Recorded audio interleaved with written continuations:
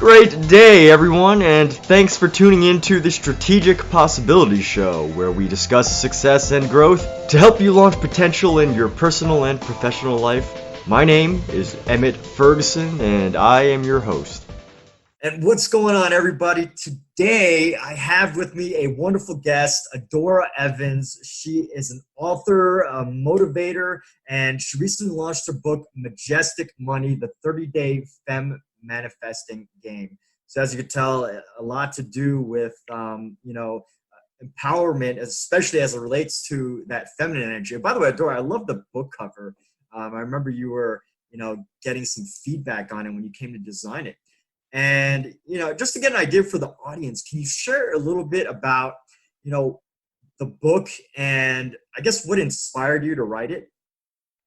Yeah, and thank you so much. It was so hard to choose covers, and I ended up saving the other version for the workbook that's coming. So thanks for that. It was it was challenging. Yeah, so I've wanted to be a part of working with women and inspiring women probably from, well, really at an early age, 15, but 18 was a defining moment for me. I was living in a boarded up home with no electricity. And this lady came into the mall, and I was living alone. I was working in a jewelry store in Greenville, Texas. And this lady came into the mall, Rose Cade, and she was carrying a sign of, she was showing pictures of losing weight, and she had lost 100 pounds at least. And so instead of investing in my electricity or paying my electricity, I invested in an Herbalife kit. And so inside of that kit, there was a cassette tape. And I had a Walkman. That gives some of you an idea of how old I am, which is great. So I had a Walkman, and I was listening to Jim Rohn, and it felt like Jim Rohn was talking right to me. But he was saying that, we're in this metaphorical sailboat, and that you're headed in a direction toward a destination, and that you're eventually going to arrive at this destination. And that for most of us, all of us, that destination, it's based on the choices that you make and the places, the people that you hang out with, how you grew up, and that based on those things, you could see your future. And like I said, I was living in a boarded up home without sheetrock. That time I'd been married in high school and ran away in the middle of the night one day. And, so it wasn't looking real good for me. But then he said, hey, you can change everything by setting your sail in a new direction. And that was life-changing for me because I was feeling pretty low. And he said, the way you do that is you find mentors. And I thought, oh gosh, how am I going to do that? And then he said, the library is full of people that have taken their life's work and they put it in a book. That book set me on this trail of, several months later, I had my first check for $7,853.23-ish, something like that. Very and precise. I'm not in Herbalife now, but I know, but I just remember it changed everything for me. I think it was $8,753.23. There we go. It changed everything for me. I started reading books, and I remember Jim said, hey, if you don't believe in yourself, and you believe in me, then believe in my belief in you. Just don't give up. And I remember thinking like, wow, if one day I would just love to have this kind of impact on someone else. And I felt really drawn to women because I had been sexually abused as a child from 8 to 12. I had been through some things already in life. I went through some more later, and felt important to me to help women specifically. Just part of my heart calling, Mm-hmm. Yeah, and so Wow. this particular book, it started as, I love manifesting books. I've manifested a lot of things. Like I got to work, I read Think and Grow Rich, and then a few months later, still without a college education, I was able to work as a producer on the Discovery Channel. I worked on the movie The Secret. I manifested a penthouse on the beach with a maid and a chef and a company car. I got to work with celebrities. I got to do so many things, all from a insecure, imperfect, but getting every getting better every day kind of place. And so I love manifesting games. I love them. And I always do better when I'm reading a book about it or, really paying attention to it. And so I remember getting finished with a book one day and like, man, I wish that didn't end. I wish there was a game. And so I got together some girlfriends and clients, and like 12 of us, we played this 30-day Majestic Money game. And what I thought was just going to be this light, playful thing, and it really was, it became this super profound thing. Like within days, several women manifested $1,000 randomly. One woman manifested her dream car down to the peacock color. Another woman, her dream home with a horse stable and presents for her children. But more importantly, and most importantly, these women were connecting to a deep sense of self-love, a deep sense of self-worthiness, shedding body shame, shedding traumas. And it became so much more than I realized when I started. And so I knew I've got to get this to as many women as possible. So the gifts were cool and the things they were manifesting, but I really believe that if you don't love yourself, if you don't love who you are, if you're not feeling worthy, then you can manifest things and sabotage it, or you may not even believe you're worthy of manifesting the thing. So even if someone puts it on your door, you'll give it to someone else that you believe is worthy, Wow. And yeah. Thank you for sharing all of that. It sounds like you've had a very unique experience and brought all of that together into making that powerful message. I don't know. I mean, it just sounds like you've had such a powerful story, and that's like what I'm putting together. And with that, so with Majestic Money, to get an idea, is it more about that empowerment side and how women can transform their story and that personal development, or is it more like financial in terms of putting yourself out there and that getting the work done kind of mentality? It's a little of both. So what I figured out, I have a metaphor for this. It's kind of like if you say, hey, I want to go get fit. I want to get in shape. I need to start eating better. Then, you'll do certain things depending on how motivated you are. You might start a diet or clean up your eating or start working out, and then you'll go as far as you'll go with it. And when I say you, I don't mean you, I mean me and most people, right? And maybe you. But if someone says, you know what, I'm running a marathon in 3 months, there's this game and this something on the table that will pull forward a higher level of capacity and commitment for you if you're really committed, right?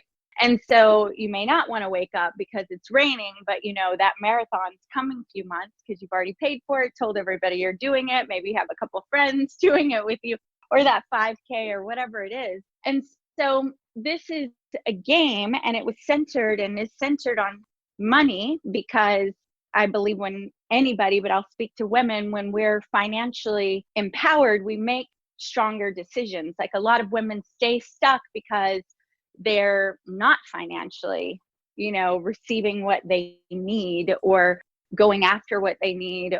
And just when a woman or man, when we're well taken care of, we feed other people's babies. We're generous, we're open-hearted, we're giving. So it started as like, hey, this is kind of like the game. Let's make money the game, and the ability, because everybody, it's like, okay, I could put out a love yourself book, but if someone's really needing and wanting more money in their life and they see 2 books side by side and they really want money, they're probably going to go for the money book, right? So people do manifest money in this. Again and again, we see people manifesting money and relationships and wealth and all kinds of ways that that's representative. Trips, vacations, friends, connections, whatever, career changes. But the base of it is, in order to actually align with receiving it, one, you have to believe it. and believe that you're worthy of receiving it, or you'll sabotage it and give it away. And two, women have been taught to manifest in the same ways we've all been taught to manifest. And most of those core teachings were originally brought to us by men, which is wonderful. They're wonderful, beautiful men. And I believe men and women have feminine and masculine energy. But when a woman is only manifesting, or even a man, using predominantly their masculine energy, which is all about go get it, achieve it, set goals, work hard, championship, do, Right. then it's not our primary nature genetically. And I'm not like trying to get into a gender, we all have masculine, feminine, however you identify is beautiful. But when you have everybody, men and women, relying predominantly on the masculine energy to get things done, it causes burnout, battle mode, and it also brings lots of other beautiful things in. But women, by our nature, this is so cool, is that, think about this, a woman has the ability in her nature that a spirit comes from wherever spirits come from, which is kind of like creativity, imagination, where do you want to be tomorrow? Spirits come from wherever they come from, and then they live inside of a woman as the portal from spirit world to physical world, lives inside of her body. That being walks about as physical reality. So inside of the female body, there are codes and secrets to manifesting that are only secret because we haven't really been talking about them, or they haven't been revealed. And so that's part of what this book is about too, is like, hey, you're the original manifester. Spirit comes from nowhere. Spirit moves into your body and then becomes physical reality. And there are codes in your DNA that know how to bring and manifest by receiving instead of doing, like, even anatomy wise, whether it's an artificial insemination or a male-female relationship, the woman is the receiver of the seed, right? So there's a receiving, receptive, relaxed, intuitive, flow mode that comes with the feminine energy and the feminine nature that most people haven't been taught. And then even if you know all of those things and you accept, like, okay, there's a flow and intuitive, follow your inklings, that trusting, that love the beauty, slow down, smell the roses, what do I want, the imagination, all that stuff, and trusting and faith and all the things that go into it. When we live in a society where rape and molestation is such a big thing, it has been such a big thing that we had a whole Me Too campaign around it, what happens is, from just that alone, you've got all these women who have been traumatized and are not, that often causes women, any trauma, physical, will cause to a person's body, will cause them to not want to be in their body, and to like not connect to their body, and to war with their bodies, not only in their diet, not only in their, but at base levels of even trusting their instincts. So that's another major part of this book, is like, how do you come back into that sacred temple, squeeze yourself into your body purposely, be present fully, loving it, so that you can even hear your inklings or give out powerful manifesting signals. And let's put rape, trauma, abuse aside and look at, like, okay, but if you're, the skinny blonde wishing for the Kim Kardashian booty, or you're a fuller figured woman wishing to look like a tall blonde, and you're hating, like, that's another theme, and we've come so far in both of these themes, but we have so far to go. And so the book, the game is, hey, let's manifest more money. But the how to is, we're going to unlock these secrets in your DNA, and you're going to come out not only knowing how to manifest and actually manifesting some things and having the skills to do it again and again times 100, right? Because most women have never even tapped into their own engines, like their own real power in this way, or if they have, they this next levels it or tweaks it or gives them that additional edge. It's like not knowing you had that go fast button because you've only been working with one part, and for men too, but again, I wrote it for women, but so many men have gotten a lot out of it. So by doing all that, yes, you're going to come out with a deep reverence. Women will come out with a deep sovereign, like a deep reverence for their own sovereign property, meaning their body, their sacred territory that their spirit owns, their temple. They're going to come in healing some things. And it's the fun thing is, or the cool thing is, it's a light game. So even though the work is really profound and there are some moments that may be a bit challenging, the overall vibe of it is like, wow, this is delicious. This feels good. This feels like I'm home within myself and like I know what I'm doing now, you know? Mm-hmm. Yeah, wonderful. And, earlier, I want to thank you for, sharing your story in terms of like all those challenging times that you went through. And I think it definitely takes a lot of courage to,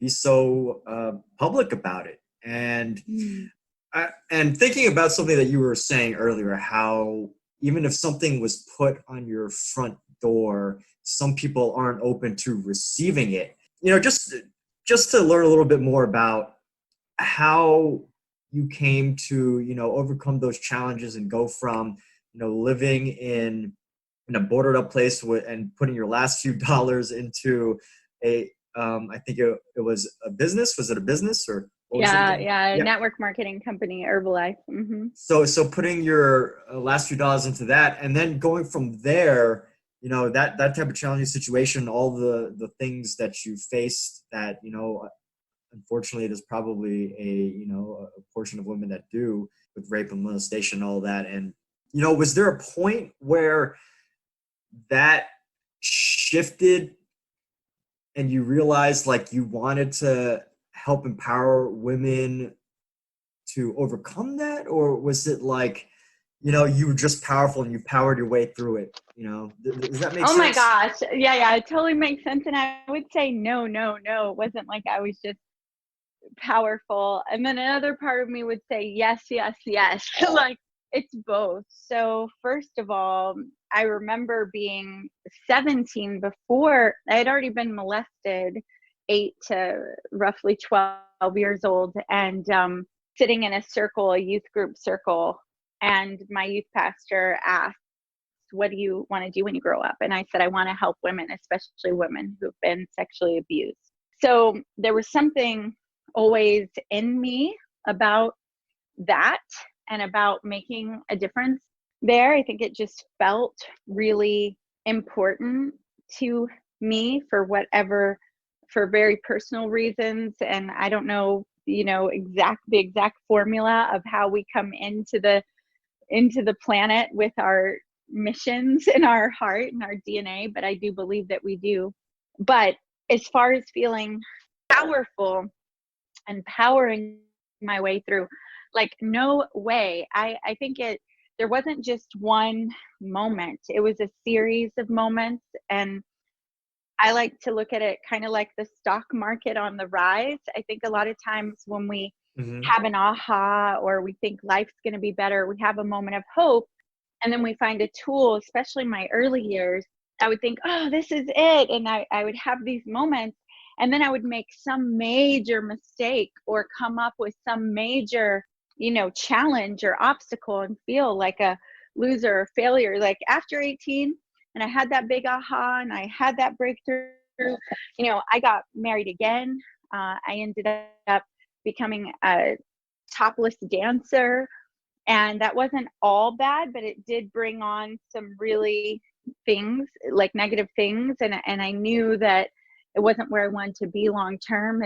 It's not the job I'd want for my daughter, So it wasn't a high point. And I was ashamed of that for many years. I did my best to bury that I'd ever done that. And it was there that I met someone that I trusted and thought would be a mentor to me. Was working for the World Bank, and he put rohypnol in my tea and raped me. And so it wasn't, and it's funny because I'm all about optimism and really focusing, but I think these things are important to share, because when you're trying to be so optimistic and you're trying with all of your heart to make change, and then you screw up or you feel like you've just, messed up, it can be really easy. I had so many moments of feeling like I'm never going to get there, or like it's good for everybody else and not me, or I'll never, I had so many low moments and I had so many high moments. It was a bit like a roller coaster that was going up. But what I can say is that what Jim Rohn said was so true. Just like, hey, it may take you a little longer than other people to get there, but you will arrive. And for me, arriving is each new day. Am I better? Have I learned? Where can I grow next? Like I'm so thirsty for wisdom and knowledge. I constantly still listen to things, read things, go to events, and I have just as many challenges today as I did then.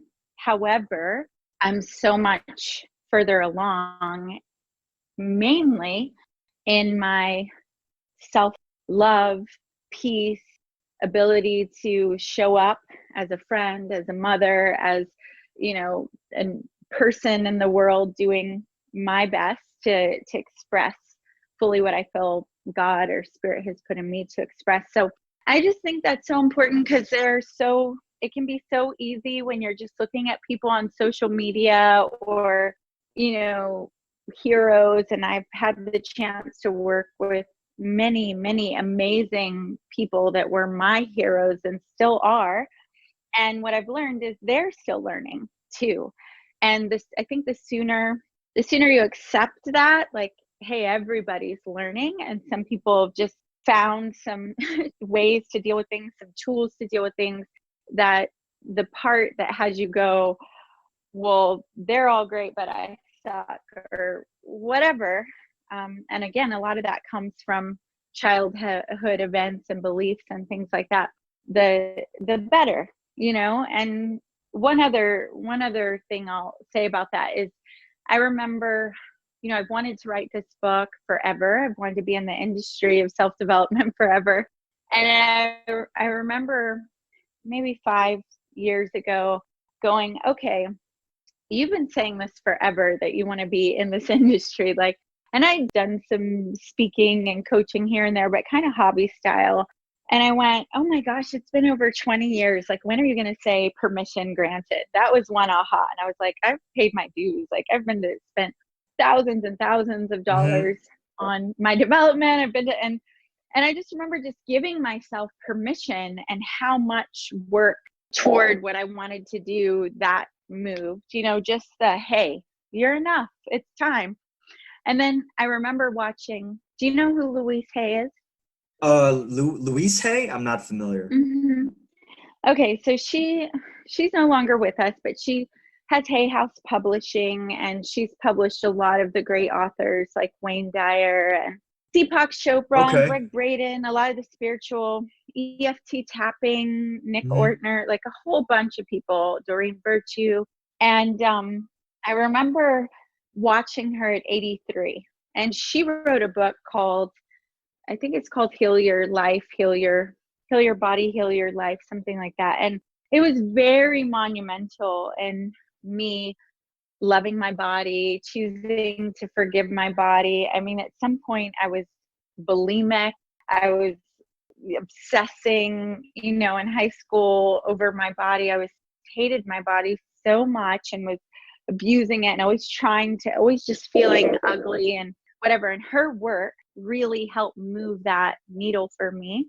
And one day I was watching her, she was about 83, and she was doing an EFT tapping session with Nick Ortner. You can find it on YouTube if you're listening. And Nick says something like, hey,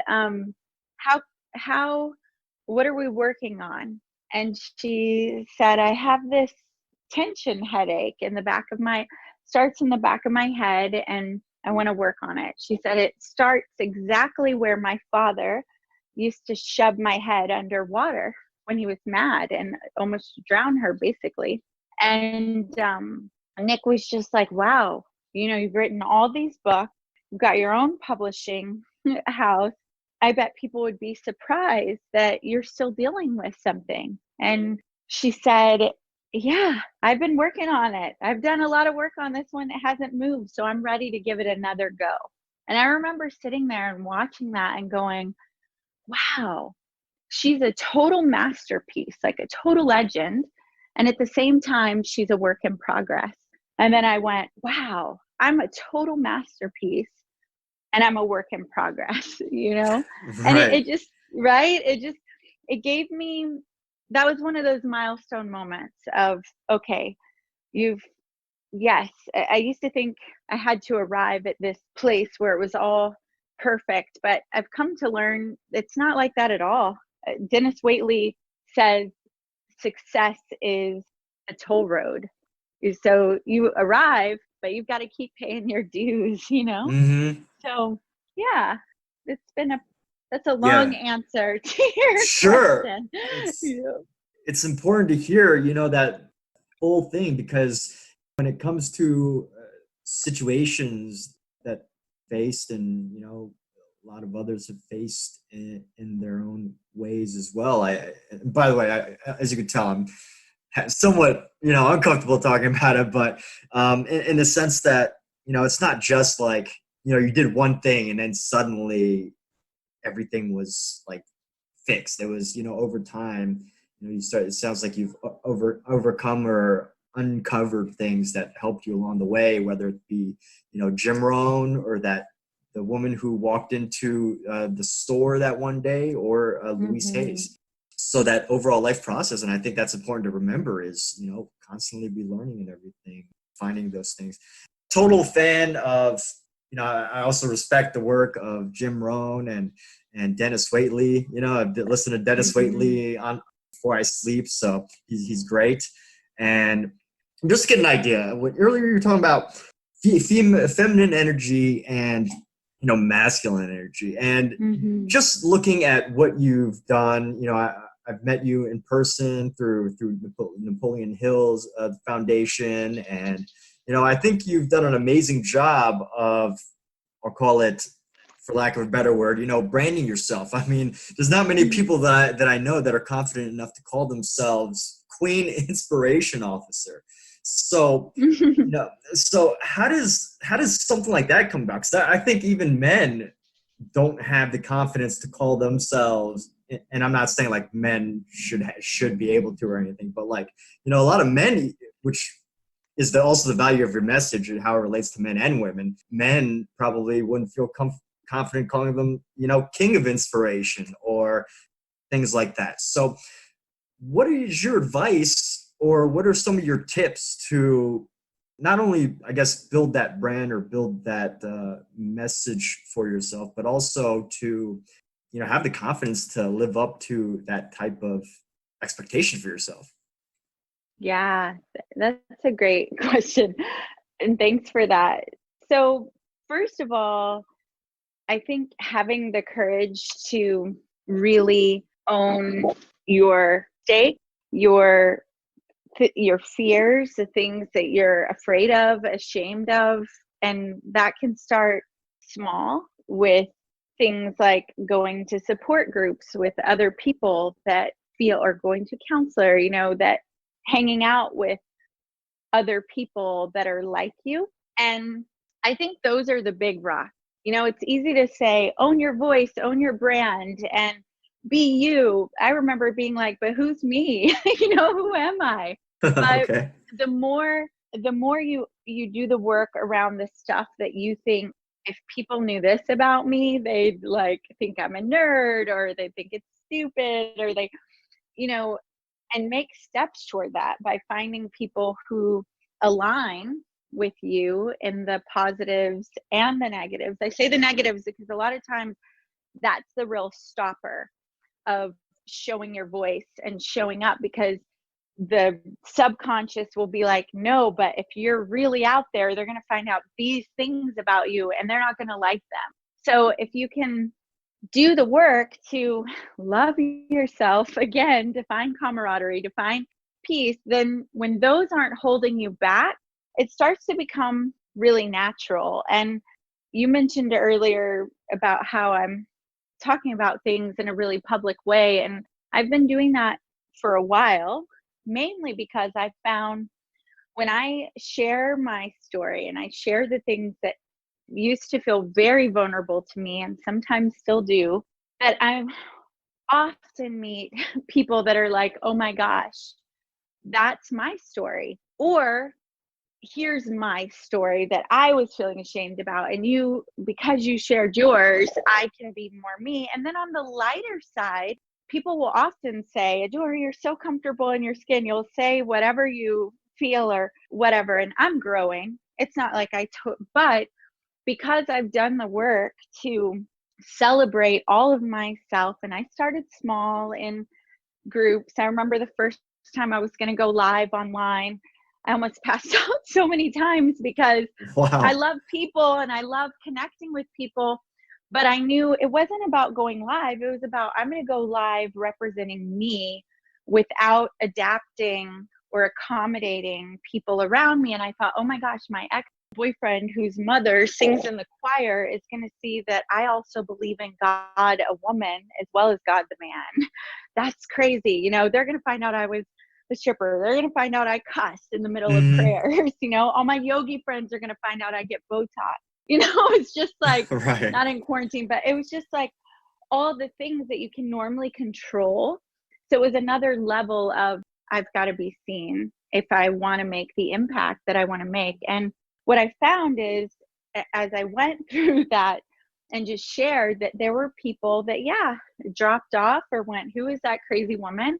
But then there are people that found their freedom, and they found their freedom in their own voices because they resonated with me in some way.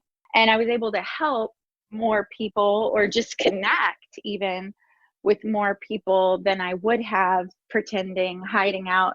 Not to mention, I mean, I love the feeling of full self-expression. I love the feeling of knowing that I'm fully showing up. Like, we only have today, and you know, at 80, we make it there, we're going to look back and go, I can't tell you how many 80, as I've been in the coaching business, how many 60, 70, 80-year-old women that I met that that tell me I've had this dream to write or speak or teach since I was 20, you know, and then another 10 years goes by, another 10 years goes by. So sometimes we think we're going to arrive at this place, like I told you, where you just wake up and feel ready.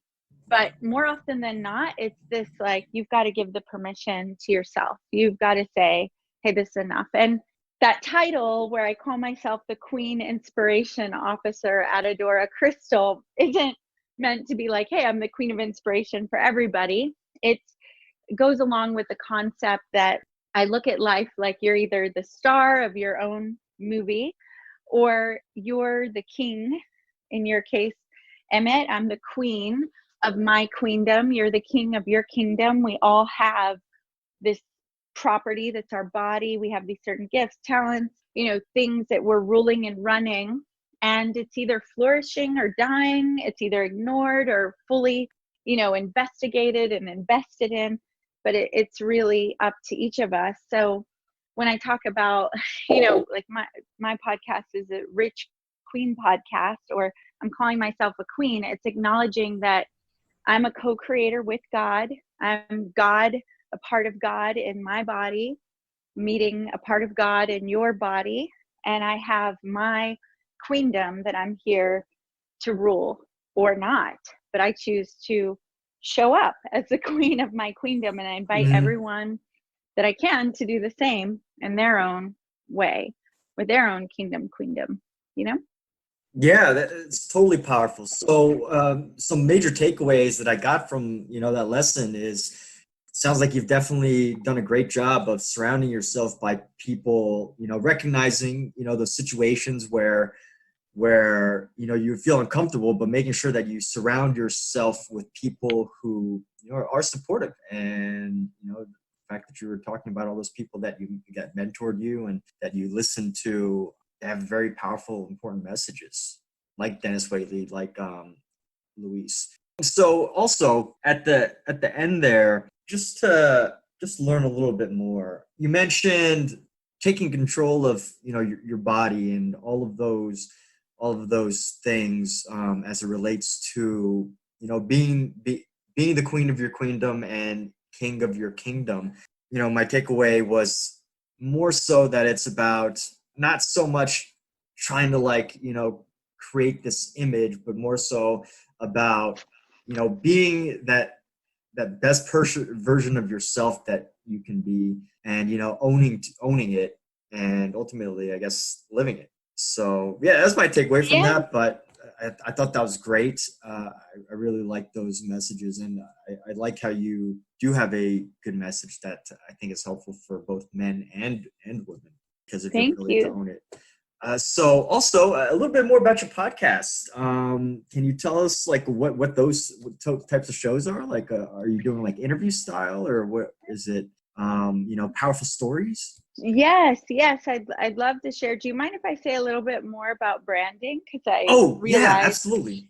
I realized after hearing you recap that I forgot to say, for other people, in answering your question, for other people owning their own brand, other than doing that deep work, then it's about finding out what is so you. Like, one woman I got to work with at someone else's event, she had this really cool thing of seeing life and everything in life through the lens of the Wizard of Oz, right? And so she would be like, "Oh, you're being the lion today." Like, she really just sees life that way. So it makes a lot of sense for her to, in her branding, include some Wizard of Oz messages, or subtly, or even more in your face. And it was so fun helping her realize that, because she was like, "Wait, that? Because that's just what I do. Really, that?" Mm-hmm. And it's yeah, but that's so unique to you and how you see things. So it's about, you may need to ask other people, and also notice, are you a cat person? Are you really into horses, flowers, Star Wars? What is your thing? And I love glamour. I love Mm-hmm. costumes. I love the queen, all the shows that are period pieces when the women were, in all those elaborate costumes. I love drag queens. I love the whole metaphor. I love the ball gowns and the Mm-hmm. velvets. And so it just that was part of my branding choice. And I do think that's really important. And you can do that on any budget.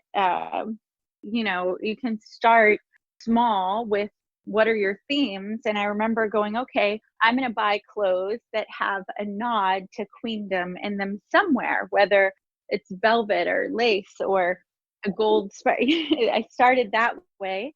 And then I got a gold sparkly background. And then I did a queen themed photo shoot. And then, I slowly moved with those colors and things. So I know Nick Fitzgerald, person that teaches people how to write stories, and he's a filmmaker. He loves Star Wars. So he often, has a Star Wars figure in his background, or will use metaphors from that show. So on the lighter side, those are things to think about when you're branding. I know another company that I hired before, Market Like a Nerd, and they do all these nerd superhero things and in their Mm-hmm. branding. And so, yeah, there are fun ways, but it's really about, back to that lesson of knowing yourself, loving yourself, and then being willing to amplify that. Yeah, and it sounds like it was something that for you it took time, right? It wasn't like overnight. You're like, I'm just gonna call myself Queen Inspiration Officer, right? It was like Right. probably And a that could couple of years. change. I like everything with queens, but yeah, but the Rich Queens, the Rich Queen podcast, and that the Rich Queen podcast, the whole thinking in that is what I said about ruling your queendom, and that rich living is relative. For some people, that means a tent in Bali. For some people, that means they want to be in a mansion with a certain amount of money in their bank account. For some people, it means a certain quality of family or marriage. And for many of us, it's a blend of a lot of things. So the podcast, when I started it, I was interviewing different people, including Dennis Waitley, spiritual boss babe, Stephanie Bellinger, like different people about themselves and rich living and what it means to them and how they've created their reality. I've taken a little bit of a pause but I'm about to kick on with interviews of people that have manifested things and what rich living is to them. So it varies if it's an interview with someone else, or mostly I do them as interviews with other people. But yeah. Very cool. And as we're nearing the top of the time, just to get an idea. So if someone was to, just to hear from you, if someone was to like dive into your book and they took on the 30-day fem manifesting game, what are some of the things that they'd be, taking away from it? Can you give us an idea? Like, it's one thing to know something's a game and it's fun and it's exciting and, there's a process, but can you share a little bit about like just some of the examples of what people will accomplish with each game or anything like that? Yeah. So first of all, I look at manifesting as something like if you were going to go get fit in the gym, you need to work out consistently. And some people do that by hitting really hard weights and intense classes. And some people will do it by going to Zumba classes and dancing their heads off, right? But in order to keep that level of fitness, you've got to show up so many days a week, 3 to 7, depending on your level of fitness, happiness, and passion. But manifesting is the same. It's something that is, the mentality of it is a practice. It's not a one and done thing. We're always, as soon as you gain something, if you're growing, you're going to want to go to another level of connection, or you're going to want something, you're going to want to experience something new. So the game is 30 days. And the cool thing is you can play it again and again. So you could go back to it anytime. And it's meant to be this vortex of, hey, like you're going to the gym of manifesting. And the first round, most people have some pretty profound aha things. Like one person talked about how he shed a bunch of shame around his heritage. Like he had a certain way of thinking about himself and his family and where he came from. And by the end, there was a particular exercise in the book where by the end, he was really rooted in pride with his heritage. He also had some forgiveness for himself and some compassion toward himself that shifted how he saw himself and what he believed, like who he, at the core level, who he believed himself to be in the world and what he was capable of, which is really cool. Mm-hmm. Many of the women have expressed that not only did they manifest actual things, gifts, money, provisions, jobs, peace, that what they really gained was this whole new relationship to themselves, to their bodies, to each other, to their own power. So while it is light and fun and at times challenging, if you go through it even once, most people have some kind of profound shift in the way they show up for themselves in their lives. And not just because of what they're doing, but at a like cellular level and understanding in their own minds. They have shifts in belief, again, about how worthy they are, who they are, and how to actually use their power and work with it. So okay, so those are from the people that have recently read Majestic Money. Mm-hmm. And or at least played the manifesting game. Oh, that's great. Both.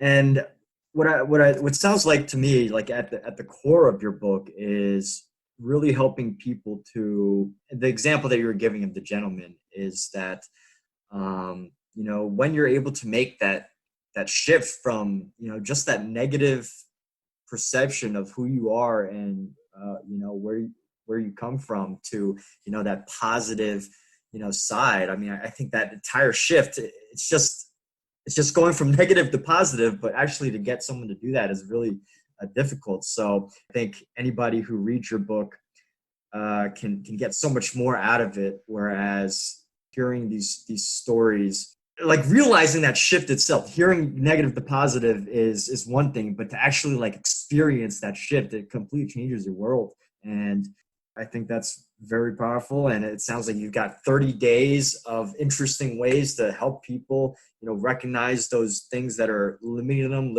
and helping people to, it sounds like, redefine themselves, create themselves in a better way. And ultimately with that, I think does come, manifesting things, being open to things like you were saying, how, someone puts something on your front door. If you don't feel like you deserve it or you earn it, you're not going to take it. But, when you start to own what it is that you do, you start to see those opportunities. And I think it sounds like, that's where a lot of the power of what you're writing can come from. Yeah. Like Yeah, I remember being 20, 20 something, and one of my best friends throwing a party for me. And during the whole party, I was feeling like they're just doing it to be nice out of obligation. No one really wanted to be there for me. And it ended up being this terrible experience for me because that's what I was dealing with the whole time. And then imagine the people that actually gave me the gift of their presence, and I'm talking about their presence, like being there, not present. And did get some presents too. And that's an example of, if you're locked inside of your head and your fears, your beliefs, these deep rooted, and mine sometimes are a little more extreme than others, but not really. The more I talk to people, many people have been through things like this. So there I was, surrounded by people who loved me and wanted to give to me, and I couldn't take it in. That's what I mean by it's on your door. Another time I hit this big bonus at Pat Summerall Productions. It was when I was working for the Discovery Channel, and I got $1,000 gift certificate to Target because of something I'd done. And I went shopping, and I was bringing everything up the stairs, and I remember this horrible, guilty feeling in my stomach. And it was like, I don't deserve this. Even though I'd done everything, and I did deserve that, and the company gave it to me, and so those are those kind of background things that if they're running and you don't do work on them, which is a practice over time, and 30 days, you can get so much done, especially because I really did put my heart and life's best exercises in there, and it's vibrationally loaded, spiritually loaded. Then that's that whole thing of it can be at your door, but if you can't receive it in, it doesn't matter. It doesn't matter, Yeah, absolutely. And, with that, anybody who's listening, the name of the book is Majestic Money, the 30-Day Femme Manifesting Game. And Adora, do you have anything else you'd like to share? Any new projects that you've got coming out anytime soon, like podcast episodes, or what you're working on, how they can contact you? Oh yeah, thank you. So this is my main focus right now. I want to get this in as many hands as possible. Some things around it that are going on is depending on when you're listening to this. The ebook version of it is on special during the launch for 99 cents. I think the most I'll ever charge for this is $2.99. So if you're listening later, like go grab the book. And if you have Kindle Reader, it's free if you're on the unlimited reader plan. So grab it, and I'd love to hear your feedback. The other thing is that there are people who are choosing to do pop-up virtual book clubs for the book. And so they're inviting their friends to download the ebook and to read together. And if that's something that you want to do, I'll record a little video saying, hey, I'm so excited that you're reading this together. And then I'll do a Q&A with the author at the end. So if that's something that you want to do, contacting me at either on social media. You can find me on Facebook at Adora Crystal Love. My personal Facebook is Adora Crystal. Instagram is at Adora's Groove, and email info at Adora Crystal. But right now, I'm just on a mission to get as many people as possible reading the book, getting other people to read the book and have the breakthroughs. And then, there's a live version of the game as well. So any of those things, yeah. Wow. All right. So you've got a live version of the game plus a community that's growing. And, I think that's great because it means that people are not alone when they're playing this game of, not just life, but like this game of manifesting, creating a better life for yourself. So, and all of those, all that information is going to be in the description. So if any of you missed any of that, the most important thing is, obviously Adora Evans, Adora Crystal Evans, Majestic Money. It's on Amazon right now. And you're going to notice some life-changing results for the positive way from that. And it sounds like it's put into a unique, engaging way, Adora. So thank you for writing that book. Thank you for being on this show. Yeah, with that, everybody, thank you very much. And Adora, if you have anything else to say, feel free to. Yeah, thank you. Thank you for what you do. Thank you for giving me a chance to share what's in my heart and mind. And it's been such a pleasure being here with you. Thanks for listening. All right. Good night, everybody.